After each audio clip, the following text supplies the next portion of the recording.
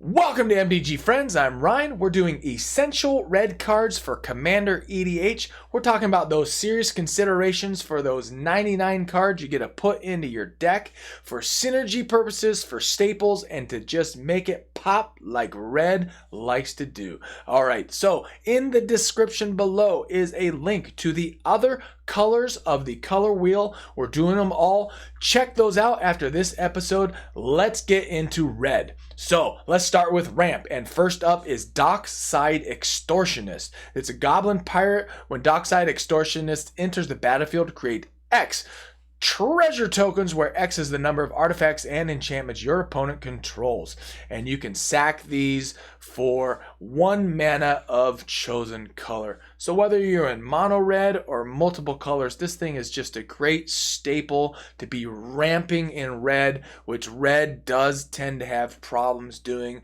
But make sure you have some mana rocks, put Dockside Extortion in there, and you're gonna have a good old time in mono red or multiple colors with red in it. Moving on, we got Curse of Opulence. It's a 1-drop enchantment or a curse. It is enchant player. Whenever enchanted player is attacked, create a colorless artifact token named Gold. It has sacrificed this artifact. Add 1 mana of any color to your mana pool. Each opponent attacking that player does the same. So this does a couple of things for you. One, it starts generating gold for you, but also it puts a target on an opponent's back, because the other 2 players that you're playing with, assuming you're playing with 4 people, they're going to want to attack that person, which is just going to be good for you. Gives you a little protection, a little extra gold to sack for mana. It's just a great card to consider in your build, and it only costs you a measly 1 to drop, which is fabulous. All right, next in the ramp category for red is Alpine Guide. Now, it's got an up and a down to it if you're not too familiar. It is a 3-drop human scout. When Alpine Guide enters the battlefield, you may search your library for a mountain card. Put that card onto the battlefield tapped, then shuffle your library. Alpine Guide attacks each combat if able. When Alpine Guide leaves the battlefield, sacrifice a mountain. Hey, that's really good early ramp. And even if not, you can go fetch yourself a mountain. It'll be helpful. And then you just got to sack one when this thing leaves the battlefield. So something to definitely consider for getting extra mountains out onto the play field. All right, new up on the block is Jessica's Will. It's a 3-drop sorcery. Choose one. If you control a commander as you cast this spell, you may choose both. I love it when you get to choose more. Add red for each card in target opponent's hand. Lovely ramp there. And exile the top 3 cards of your library. You may play them this turn. Fantastic. Just a nice, low-cost, versatile card for your disposal in red. Now, this next one, it is a financially spendy card, so I certainly wouldn't say this is an auto-conclude by any means, but it is a very powerful card in red, and that is Gauntlet of Might. All red creatures gain +1/+1, and all mountains provide an extra red mana when tapped. Oh, green usually is the one that gets to tap for extra shenanigans and all that stuff, but hey, now we get to do it in red. So it's a very old card, a very pricey card. So there's probably some alternatives to this, but we are talking about red, and what's really lovely is that your creatures get +1/+1. So fantastic card. All right, Neheb the Eternal. Actually, it's probably Neheb the Eternal. Put in comments which one you think it is. I always butcher a few of these cards every once in a while. So I digress. Moving on. For 5, you get a legendary creature, Zombie Minotaur Warrior. It's a 4/6 body with Afflict 3. Whenever this creature becomes blocked, defending player loses 3 life. Just an extra little bonus there. In Commander, that's not that big a deal, but hey, it's all groovy. At the beginning of your post-combat main phase, add red to your mana pool for each 1 life your opponent has lost this turn. So it can get you some extra mana that you can use to start pushing stuff onto the battlefield. Just a very cool card, and it costs you 5, which isn't too bad. All right, let's hit the removal section. Oh, just a very good staple in red. It's Chaos Warp. It is a 3-drop instant. The owner of target permanent shuffles it into their library, then reveals the top card of their library. If it's a permanent card, they put it onto the battlefield. So what's really cool about this is if they got something really sticky on the battlefield, let's say it has indestructible and you just can't get rid of it, you just drop this thing onto it and it gets rid of it, puts it back in the library, and then they have to play the gambling game where, oh, what if they have a land on top? Then it really doesn't cost you much. So it's a really cool card, a staple in red, and dare I say, maybe an auto-include? What do you think? Do you auto-include Chaos Warp in your red builds? I'd like to know. Hellkite Tyrant. It's a 6-drop dragon, 6/5 body. Boy, this thing is janky shenanigans. If it was less mana, I'd say it's broken, but it does cost you 6 to get out on the battlefield, and it does not have haste, which is probably a well-balanced thing. Although we can give creatures haste, those are lower in the list that we'll get to. All right, this has got flying and trample. Whenever Hellkite Tyrant deals combat damage to a player, gain control of all artifacts that player controls. At the beginning of your upkeep, if you control 20 or more artifacts, you win the game. Oh, it's got that alt win as well, kind of insult to injury. So what's lovely about this is the trample aspect, and we're playing Commander people, so people are gonna have artifacts out on the playfield as long as one of the opponents hasn't like wiped the board clean of everything. So this is just great because you can start snaking people's artifacts, and even if Hellkite Tyrant dies, you still get to keep those. Wunderbar, wonderful, awesomeness, Maximus, Hellkite Tyrant. Treasure Nabber. Oh, this thing is such a janky little goblin. It is whenever an opponent taps an artifact for mana, gain control of that artifact until the end of your next turn. So you just get a snake, a mana rock, ramp up, at least for a turn. This thing is just fun to play, fun to put in your deck, and certainly put this in if you're running Goblin Tribal because, oh, he's a fun little goblin to mess with your opponents. All right, next up is Ruination. Ooh, this is a nasty card, and you should run it. It's a 4-drop, destroy all non-basic lands. If you are in mono red, absolutely run Ruination. It is just a hateful card, and is just great in mono red. If you're running one color, basic lands, stick to mostly basic lands and a few utility lands, and just be careful when you play Ruination. Fabulous card in red. Price of Glory. It is a 3-drop enchantment. Whenever a player taps a land for mana during another player's turn, destroy that land. Oh, that's just not right, folks. And it only costs you 3. It is a really disgusting card for red, and you should probably run it. It is just awesome for removal of their lands. All right, Vandal Blast. It costs you merely 1 with some overload action to it. Destroy target artifact you don't control. But overload means you destroy them all. Total destruction. I love that overload. I mean, it's not quite as cool as like Cyclonic Rift, which is, you know, its little partner in crime in blue. But, you know, Vandal Blast is still pretty awesome. Okie dokie, Smokey. Shatter Skull Smashing, a new one from Zendikar Rising. It is X red modal land, so it's got a bolt land on the other side that costs you 3 damage if you want to have it come in untapped for 1 red mana source. And it's got the sorcery of Shatter Skull Smashing, deals X damage divided as you choose among 2 target creatures and or planeswalkers. If X is 6 or more, Shatterskull Smashing deals twice X damage divided as you choose among them instead. So you hit that 6 threshold and it's doing double damage. Double trouble. Oh yeah, double trouble. Shatterskull Smashing is a really cool include because it gives you that land option as well as a removal spell. Just a great new card that is part of the options. All right, Balefire Dragon is a spendy one in terms of mana. It's 5 red, and it's a 6/6 flyer. But oh, does it have some benefits? Whenever Balefire Dragon deals combat damage to a player, it deals that much damage to each creature that player controls. So if you got some ramp built into your commander deck, and you can tease this thing out fairly mid-game early, this thing is really going to do some great things for you. And it's definitely going to have an X on its back in terms of them wanting to get rid of it, because it's going to keep clearing the board for you, which is fantastic.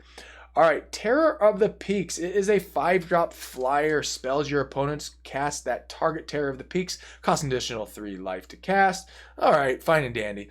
But even better, whenever another creature enters the battlefield under your control, Terror of the Peaks deals damage equal to that creature's power to any target. Oh man, for the right kind of builds, this thing is just jankified. I mean, it's going to just keep doing damage. Oh, it's so great. This thing is definitely something you want to include in, like, say, a Dragons build, tribal for sure, or anything where you drop in mid-sized to large creatures after you put Terror of the Peaks into play. Just a great way to board clear or start hitting your opponent's face with some serious damage. Can you imagine like dropping an 8/8 creature after you have Peaks in play and you just choose where you want to drop that 8 in your face or on one of the creatures that you need to get rid of immediately? Groovy stuff. Oh yes, people, I just said groovy. All right, moving on. Blasphemous Act is so expensive in terms of mana, but it has an uptick to it. It's 8 and then red. This spell costs 1 less for each creature on the battlefield. Blasphemous Act deals 13 damage to each creature. Whew, talk about a really efficient board clear for people going wide. It costs you less and less. So it's just fabulous. I mean, this thing could cost you only a measly 1 red, depending on what the board state is. So something seriously to consider in terms of removal for red. Abrade. It is a 2-drop instant. Choose one. Abrade deals 3 damage to target creature or destroy target artifact. I love that it has that. It's just something to consider. A very decent spell to put into your deck, and it's not going to cost you an arm and a leg, financially speaking. And then I couldn't possibly do an essential red cards for Commander without at least mentioning Lightning Bolt. I mean, just such a stable, old school, awesome card that's been around for eons. Lightning Bolt is a 1-drop instant. Lightning Bolt deals 3 damage to any target. I would never say that this is an auto include, but it is such a staple and such a great card to have in your 99. So, you know, maybe you want to put it in there just for nostalgia purposes. I mean, at minimum, I love that card. Just such a great card. All right, let's talk about draw, which red struggles with, but there are a couple key cards that red has at its disposal, which is just fabulous. And let's start with one of the coolest, which is Wheel of Fortune. It is a 3-drop sorcery. Both players must discard their hand and draw 7 new cards. So that is just so great. So great to be able to fetch yourself 7 more cards off the top of your library. And it is a financially spendy card, so you could always sub this out for Wheel of Fate, which is suspend 4, which, in case you're not familiar with that, you pay 2 rather than play this card from your hand, pay 2 and remove it from the game with 4 time counters on it. At the beginning of your upkeep, remove a time counter. And then once those time counters are gone, you get to do exactly what Wheel of Fortune does, which is draw 7 cards. And it's each player.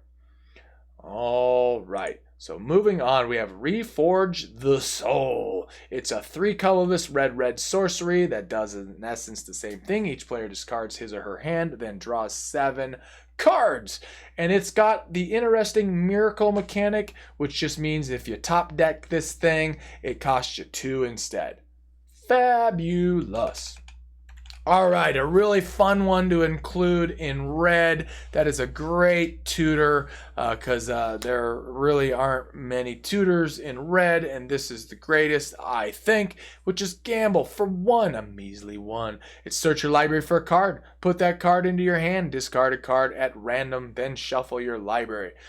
So red isn't known for fetching things out of your library like this, but Gamble is great. Just hope that you don't have to dump the very card that you went and grabbed. So you might want to do this with at least a few cards in your hand because then you're going to have to dump at least one of them. All right, Winds of Change for 1. It's a sorcery. Each player shuffles the cards from his or her hand into his or her library, then draws that many cards. So this does 2 things for you. You can plan for when this happens, and if they're holding on to cards, they got to get rid of them, which means they get a bunch of random ones off top of their deck, which can usually work out in your favor. So Winds of Change, a consideration for your deck. It is a great card that doesn't cost you much. Imperial Recruiter for 3, Human Advisor. When Imperial Recruiter enters the battlefield, search your library for a creature card with power 2 or less, reveal it, put it into your hand, then shuffle your library. It's just a great card to fetch in the color of red.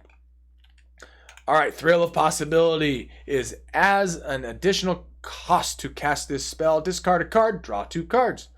Very cool, very good, very efficient to start getting through some of your deck. And Cathartic Reunion is very similar for 2 as well. As an additional cost to cast this spell, discard 2 cards instead of 1 and draw 3 cards instead of 2. So I would recommend running both of these in a lot of your red builds, especially if you're in mono red and you don't have ways to be getting cards out of your deck in a different fashion with other colors.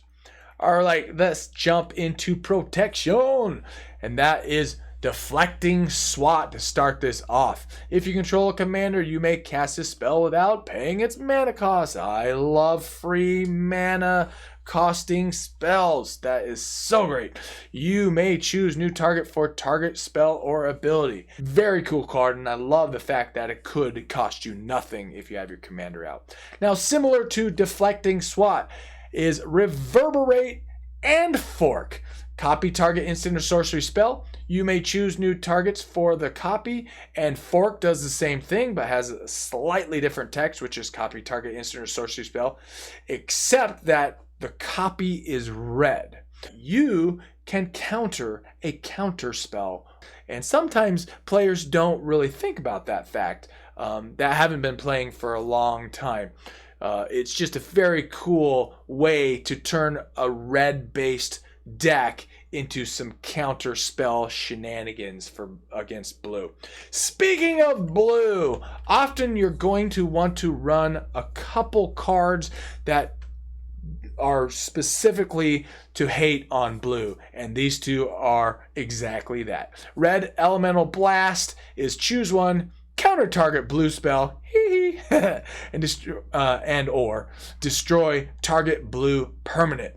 So little blue hate in your red deck. I do recommend doing these 2 spells, which is this Red Elemental Blast and also Ricochet Trap, which is for 4. If an opponent casts a blue spell this turn, you may pay 1 red rather than pay Ricochet Trap's mana cost. Change the target of target spell with a single target. So that is just fantastic. More of those. Create a counterspell to their counterspell kind of thing. Or if it's not a blue spell, it just costs you 4 to do the same thing.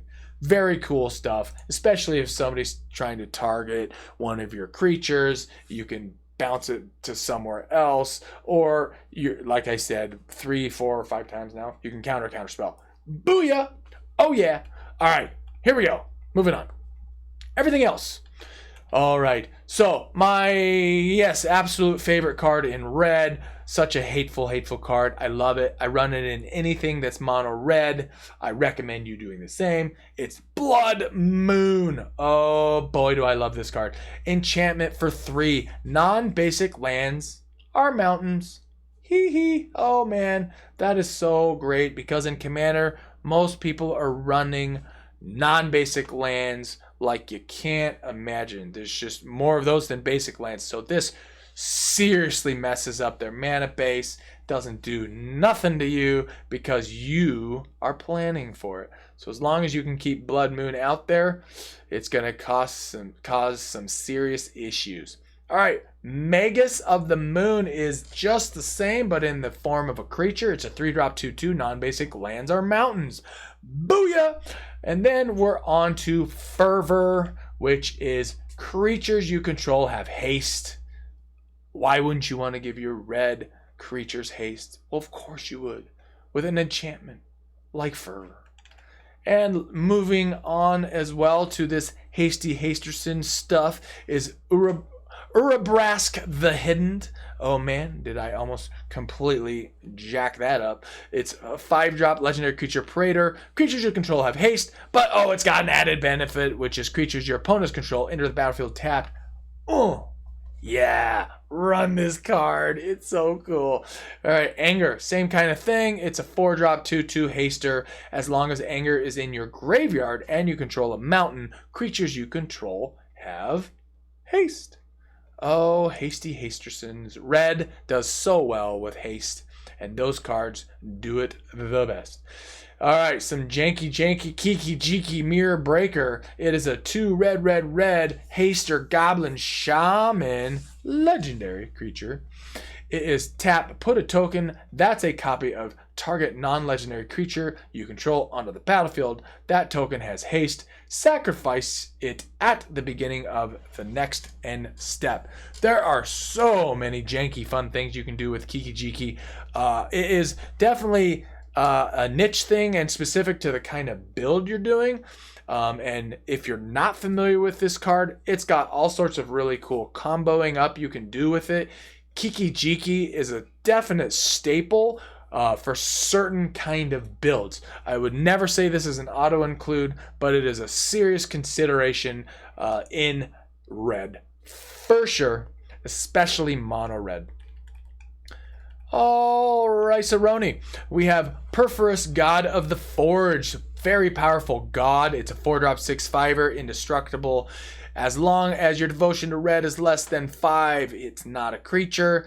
And more importantly, whenever another creature enters the battlefield under your control, Perforous deals 2 damage to each opponent. And for 3, creatures you control get +1/0 until end of turn.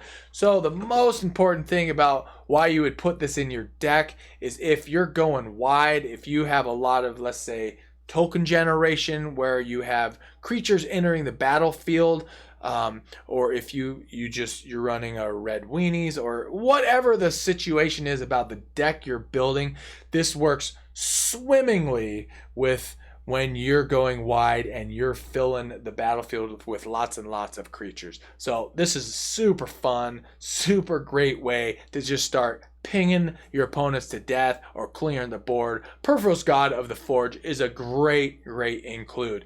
And even better, if you have enough devotion, it's an indestructible 6/5 swinger that you can just keep whack-a-moling people with. It's a great card. All right, next up is a new one, relatively speaking, from Eldraine. It is a land, Castle Embereth. Just a great include in red. It comes in tapped unless you control a mountain, and you're probably going to have a mountain out. And for 3, creatures you control gain +1/+0 until end of turn. This is such a great card when you're going to be going wide, generally speaking.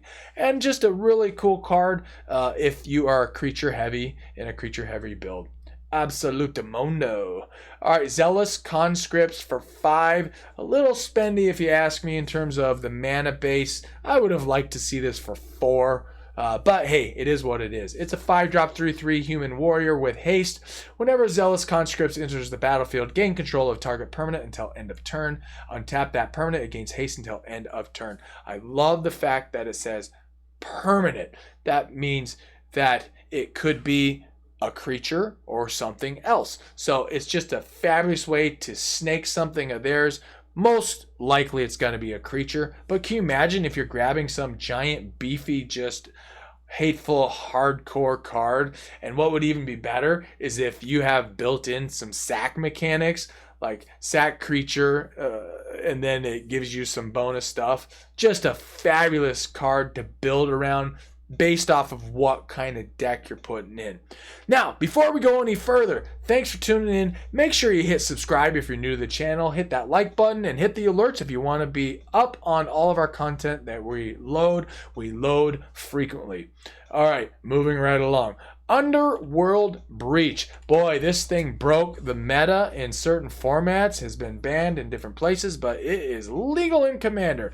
It's a 2-drop enchantment. Each non-land card in your graveyard has escape. The escape cost is equal to the card's mana cost plus exile 3 other cards from your graveyard.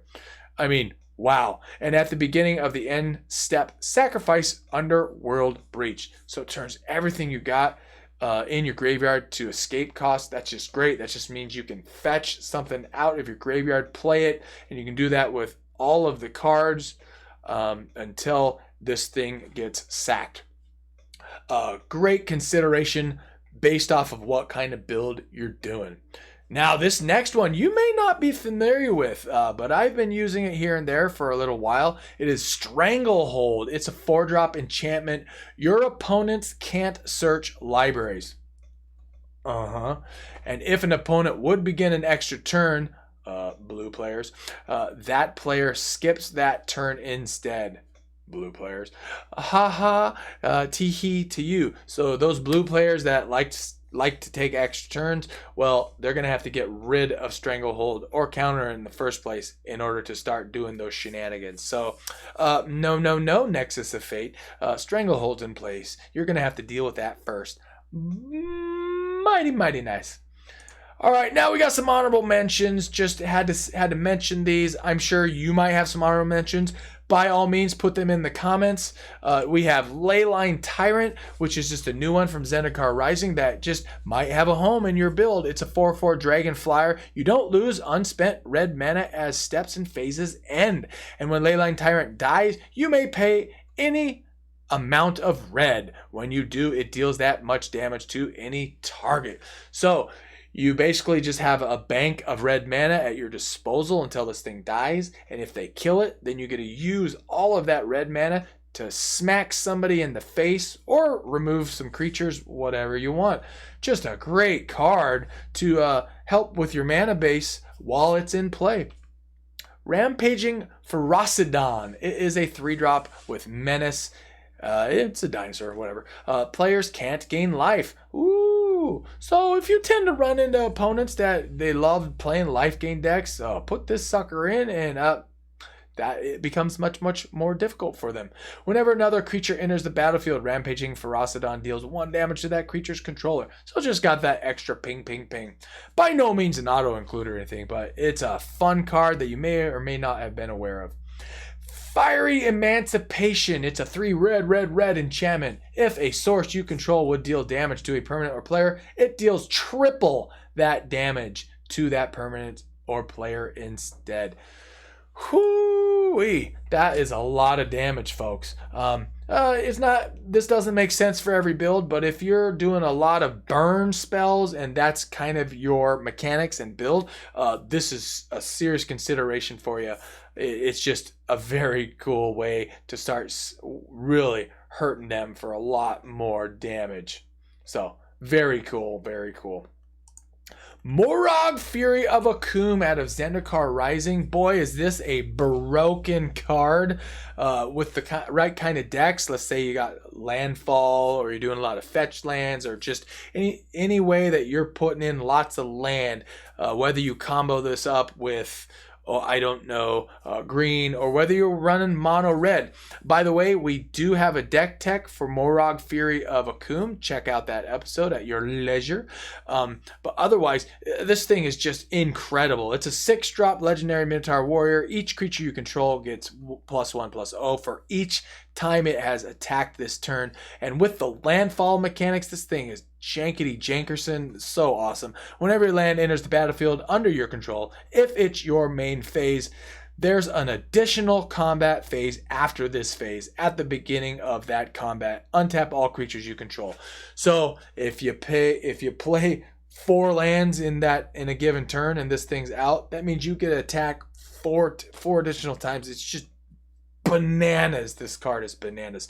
So like I said, check out the episode about Morog and learn more about that if you're interested.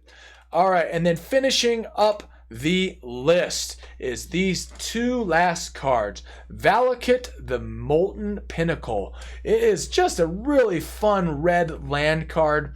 It is Valakut, the Mountain Pinnacle enters the battlefield tapped. Whenever a mountain enters the battlefield under your control, if you control at least 5 other mountains, you may have Valakut, the Molten Pinnacle, deal 3 damage to target creature or player, and you can tap it for 1 red mana source. So once this thing is untapped, you can just keep pinging people over and over for 3. I mean, what a fun card.